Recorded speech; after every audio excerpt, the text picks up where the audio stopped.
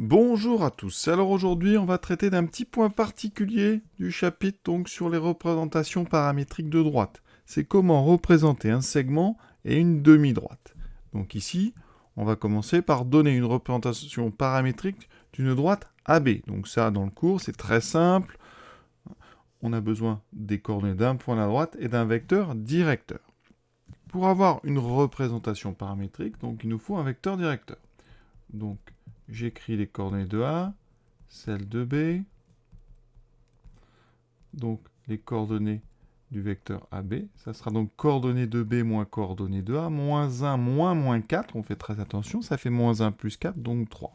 2 moins 1, 1, 5 moins 3, 5 moins 2, 3. Donc voilà mon vecteur directeur. Alors, lors d'un devoir, vous vérifiez bien quand même vos calculs, parce que ça serait bête de faire une erreur à cet endroit-là. Donc moins 1 plus 4, ça fait bien 3. 2 moins 1, 5 moins 2, 3. Ensuite, on écrit directement la représentation paramétrique en utilisant le point A et le vecteur AB. Vous pouvez, si vous voulez, en écrire une autre en utilisant le point B, par exemple, et le vecteur AB, ou d'autres vecteurs directeurs, le vecteur BA, par exemple. Donc ici, je prends les coordonnées de A, moins 4, 1, 2, et ensuite, on va rajouter, donc, t fois le vecteur AB, donc ça me donne 3 fois t, donc plus 1 fois t, on écrit t, plus 3t. Et on met virgule ici, t décrit l'ensemble des réels. Ça veut dire que à chaque nombre réel, vous aurez un point à la droite. Et à chaque point de la droite va correspondre une unique valeur de notre paramètre t. Donc ça, c'est ce qu'on appelle une représentation paramétrique d'une droite. Comment on obtient cette représentation? Là, il faut revenir sur le début du cours. Un point M de coordonnées x, y, z appartient à la droite AB, eh bien ça équivaut à de la collinarité. Ça veut dire que le vecteur AM et le vecteur AB sont collinaires. Autrement dit, il existe un nombre t tel que le vecteur AM est égal à t fois le vecteur AB. Et en écrivant les coordonnées de ces vecteurs-là, on obtient cette représentation. Je vous montre. Oui, le vecteur AM, donc il existe t appartenant à R, tel que, donc le vecteur AM a pour coordonnées donc x moins 4, y moins 1, z moins 2. Et ça va être égal à t fois le vecteur AB qui a pour coordonnées 3, 1, 3. Et bien quand vous écrivez ça, regardez. Ça veut dire que donc il existe t appartenant à R,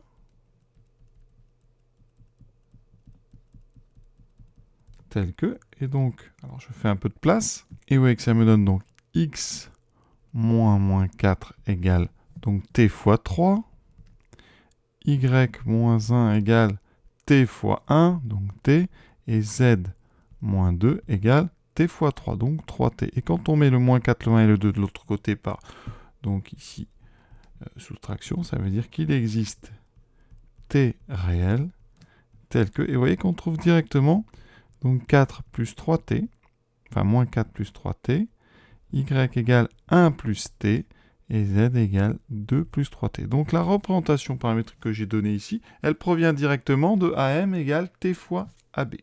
T appartenant à R. Faisons une petite figure. Ici A, ici B. Vous voyez bien que, quel que soit le point M de la droite AB, eh bien, vous voyez, je peux exprimer le vecteur AM comme un multiple du vecteur AB. D'accord? Ici, AM et AB sont collinaires. Donc AM, c'est, par exemple, sur mon dessin, à peu près 3 fois le vecteur AB. Quelle que soit la position de mon point M, je pourrais trouver, vous voyez, une valeur de t telle que AM égale t fois AB.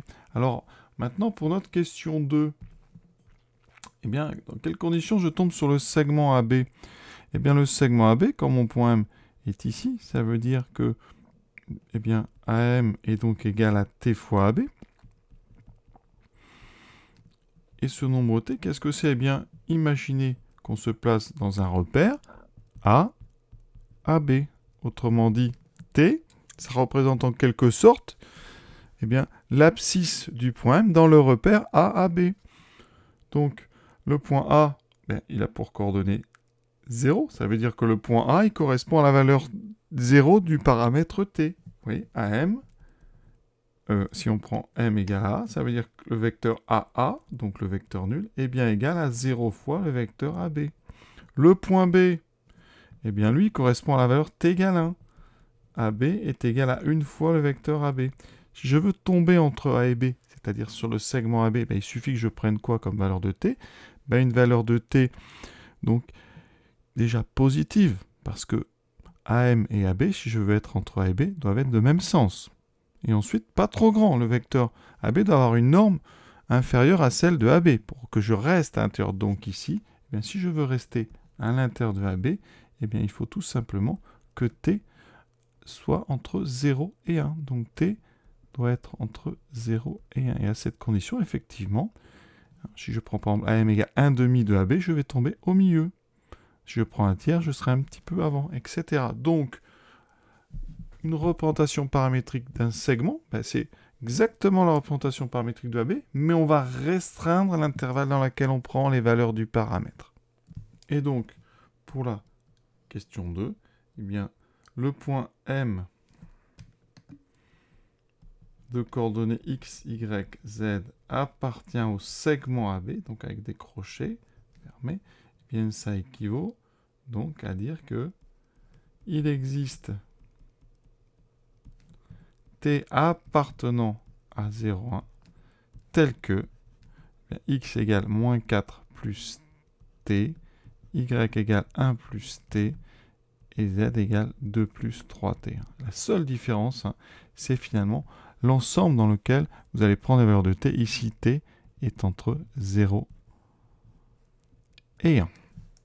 Troisième question, la demi-droite. Donc, AB, à quelles conditions un point M appartient à la demi-droite AB? Alors, graphiquement, on va faire ceci. On a donc A, j'ai donc B.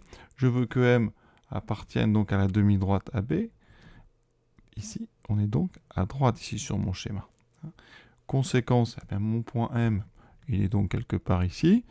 La seule chose qu'on peut dire, c'est que AM est collinaire à AB et ils sont de même sens. AM et AB sont de même sens. Et pour que AM et AB soient de même sens, comme AM est égal à T fois AB, eh bien, il suffit tout simplement que la valeur de T soit positive. Et donc, quand on va être dans le segment AB, il faut prendre une valeur de T entre 0 et 1. Si vous voulez être sur la demi-droite AB, il faut avoir une valeur de T positive. Donc ici, le point m'appartient à la demi-droite. Eh bien, ça signifie donc eh bien, qu'il existe une valeur T donc appartenant à 0 plus l'infini, tel que on est toujours... En fait, la représentation ne change pas. C'est juste les valeurs de T qu'on utilise qui nous donnent une partie de la droite. Ici, c'est la demi-droite AB. Et donc, on met T supérieur ou égal à 0. Voilà, c'est juste une petite parenthèse dans le cours pour montrer que grâce à ces représentations paramétriques de droite, on pouvait aussi, eh bien, après sur des logiciels graphiques, en variant les valeurs dans lesquelles on prend T, eh bien, obtenir des demi-droites, des segments, et donc des parties intéressantes d'une droite. Voilà, l'exercice est terminé. Un petit peu de culture générale. Je vous souhaite une bonne fin de journée à tous, à bientôt.